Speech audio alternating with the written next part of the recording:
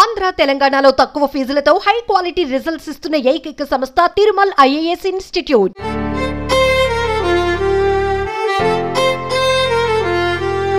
చాలా మంది తమ లవర్ ముందు హీరోయిజం చూపించుకోవాలని అనుకుంటూ ఉంటారు.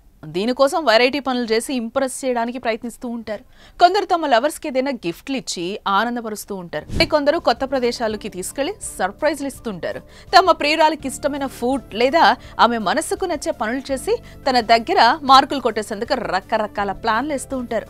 ఏది చేసినా తాము ప్రాణంగా ప్రేమించిన అమ్మాయిల కళ్ళల్లో ఆనందం కోసం ఎంతకైనా తెగిస్తారని చెప్పుకోవచ్చు. కొన్నిసార్లు ప్రాణాలు ఇవ్వడానికి లేదా ప్రాణాలు తీసేసేందుకు కూడా భగ్న ప్రేమికులు వెనకాడరని చెప్పుకోవచ్చు. ఈ క్రమంలో ఒక వ్యక్తి తన లవర్ ను వెరైటీగా సర్ప్రైజ్ చేయాలని అనుకున్నాడు. తన ధైర్యం ఏంటో ఆమెకు చూపాలనుకుని తన ప్రాణాల మీదకే తెచ్చుకున్నాడు. ఉజ్బెకిస్తాన్ లో జరిగిన ఈ ఘటన ప్రస్తుతం వైరల్ గా మారింది.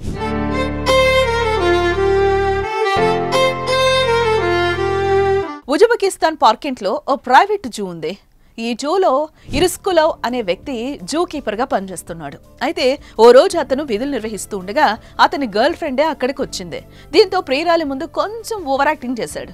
మనోడు ఆమెను మెప్పించేందుకు వీడియో తీస్తూ 3 సింహాలున్న ఎంక్లోజర్ లోకి ప్రవేశించాడు. అయితే ఆ సమయంలో పడుకోనున్న సింహాలు అతన్ని ఏం అనలేదు. అలా వాటిని కూడా వీడియోలు తీస్తున్నాడు. కొంతసేపటి తర్వాత ఒక సింహాన్ని సింబా నిశ్శబ్దంగా ఉండు అనడంతో మిగిలిన సింహాలు రెచ్చిపోయాయి. అప్పుడే నిద్రలేచిన సింహాలు అతనిపై దాడి చేశాయి.